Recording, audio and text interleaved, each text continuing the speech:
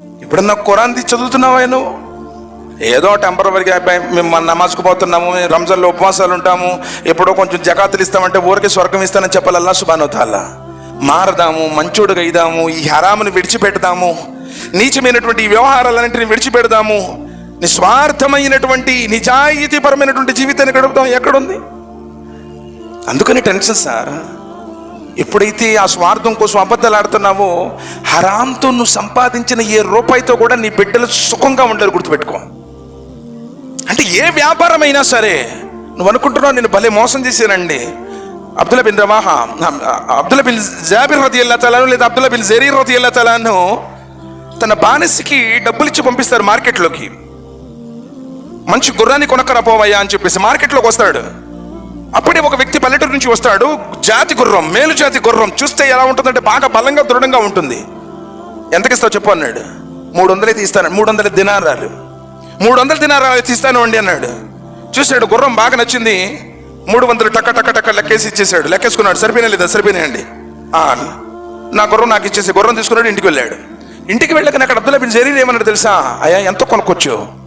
300 కొనుక్కొచ్చానండి అన్నాడు. ఏంటి, ఈ మేలు జాతి గుర్రం 300కు వచ్చిందా? అవునండి 300 చెప్పాడు. 300 దినారా ఆయనకి ఇచ్చేసాను, ఇది ఒక గుర్రం తెచ్చేసాను అన్నాడు. ఇది 300కు వచ్చే గుర్రం కాదు, పోదాం పదా, ఏదో తేడా జరిగింది అన్నాడు. తీసుకుని వచ్చాడు. అంత సంతలో ఉన్నాడు, అక్కడికి పోలా. ఆ డబ్బులు సంతోషంగా ఉన్నాడు అతను. 300 తీసుకుని హ్యాపీగానే ఫీల్ అవుతున్నాడు. వెంటనే వచ్చాడు. ఆయన దగ్గరకు వచ్చి, బాబు ఎవరితో గుర్రం అంటే, నాదేనండి, 300కి ఇచ్చేసాను అన్నాడు. ఏమన్నాడు తెలుసు అబ్దుల్లా బిన్ జరీర్? అయ్యా నువ్వు మార్కెట్కి కొత్తోడువైనా అయ్యి ఉండాలి, లేకపోతే నువ్వు అవసరంలోనైనా ఉండాలి. నీ గుర్రం 300కి రాదు అన్నాడు. ఏంటండి నిజమే, నాకు వాస్తవంగా ఏదో పెంచుకున్నాను దీన్ని, మార్కెట్ గురించి నాకు అంత ఐడియా లేదండి, అందుకని చెప్పేసి 300 చూసి సంబరపడిపోయాను, ఇచ్చేసాను అన్నాడు. మరి ఎంత చేస్తుందండి నా గుర్రం అన్నాడు. 400 చేసిదా? రాదు. 500 చేసిదా? రాదు. 600 రాదు. 700. ఇప్పుడు కరెక్ట్ రేట్ చెప్పామని చెప్పేసి మిగతా 400 దినారాలు ఇచ్చి అప్పుడు గుర్రాన్ని దోనికి వెళ్ళాడు. అదే నువ్వేం చేస్తావు? అబ్బా ఎలా బురిడి కట్టించాను చూసావు వాడిని. టాలెంట్ అమ్మా, ఇది మా టాలెంట్తో సంపాదించుకున్నాను, ఒకడు హక్కును కొల్లగొడుతున్నాను. ఇస్లాం సమున్నతమైనటువంటి విలువలతో చెప్పినటువంటి ధర్మం అండి ఇది. నీ టాలెంట్ను ఉపయోగించి ఎదుటివాడి హక్కును కొల్లగొట్టమని చెప్పలా. హకీకత్తులో అతడు 300 తీసుకుని కూడా హ్యాపీగా ఉన్నాడు కదా.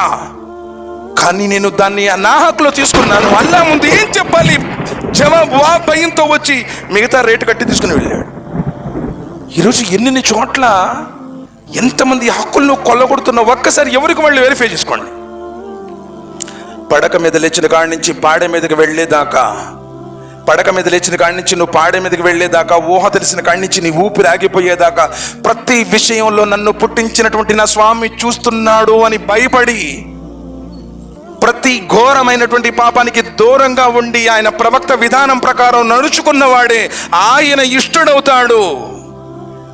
నువ్వనుకున్న ప్రకారం నీ మనోవాంఛల దాసుడ ఈ కోరికలకు బానిసయ్యి నీ ఇష్టానుసారంగా జీవిస్తే నేను ముస్లిం అనుకున్నా నీ దగ్గర ఏమి ఉండదు. ఎందుకంటే అసలు ఖురాన్ పరిజ్ఞానం నుంచి ఈరోజు మనం దొరికి నిజంగా ఖురాన్ ఎంతమంది చదువుతున్నారండి? వకాల రసూలు యా రబ్బీ ఇన్న కౌమి ఇత్తఖద హాదల్ ఖురాన మహదూరా. అల్లాహ్ నా ఉమ్మతు ఖురాన్ గ్రంథాన్ని విడిచిపెట్టింది. నిజంగా ఆలోచించండి, ఎంతమంది మనం ఖురాన్తో అనుబంధం కలిగి ఉన్నాము. అసలు ఖురాన్ చదివే టైమే లేదు నీ దగ్గర. నేను కంప్లీట్గా ఇదిగోండి నేను ఖురాన్ని అర్థంతో చదివాను, అరబీలో చదివేది వేరే విషయం, పుణ్యం వస్తుంది. కానీ నువ్వు ఆచరించాలి అంటే ఖురాన్ గ్రంథాన్ని అర్థంతో చదవకపోతే ఎలా తెలుస్తుంది? అల్లాహ్ యొక్క ప్రసంగమే నీ జీవితంలో హిదాయత్ను తీసుకురావడానికి పంపించినటువంటి మహోన్నతమైనటువంటి తన దగ్గర ఉన్నటువంటి ఉన్నతమైనటువంటి జ్ఞానంతో పంపిన గ్రంథమే. అల్లాహ్ సుబ్హానహు వ తఆలా అలాంటి గ్రంథాన్ని నువ్వు పంపితే అటక పెట్టెల్లో పెట్టావు, అరమరల్లో పెట్టావు, బూజులు పట్టిస్తూ ఉన్నావు. ఎప్పుడన్నా ఖురాన్ తీసి చదువుతున్నావా నువ్వు? ఇంకెప్పుడు కళ్ళ కత్తుకోవడానికి, నువ్వు సాంబ్రాణి కడ్డీలు ముట్టించుకోవడానికి, లేకపోతే అత్తా గోడలు కొట్టుకున్నప్పుడు ఖురాన్ తీస్తావా? చెల్లుతుందా ఆ విశ్వాసము? ఖురాన్తో ఎప్పుడైతే మనం దూరం అయిపోయామో, ఖురాన్ని ఎప్పుడైతే మసీదులో బూజు పట్టించి డస్ట్ ఉంటుంది ఇదిలిచాల్సి వచ్చింది, అస్తగ్ఫిరుల్లాహ్, వెంటనే ఎంత పట్టిపోయిందంటే సలాం తిరగటం ఆలస్యం, లేచిపోవటం, ఎవరో వచ్చి మనల్ని బంధిస్తారేమన్న భయం. పేష్మాన్ గారు సలాం తిరిగారు అంటే సగం మసీదు ఖాళీ అయిపోద్ది. ఆయన జిక్ర్ చేయడానికి నీ దగ్గర టైం లేదు, ఖురాన్ చదవడానికి నీ దగ్గర టైం లేదు. నీకు ప్రశాంతమైన జీవితం ఎలా ఇస్తాడండి ఆయన? అమూల్యమైనటువంటి ఆ స్వర్గాన్ని నీకు ఎలా ప్రసాదిస్తాడు? ఎప్పుడైనా ఆలోచించు.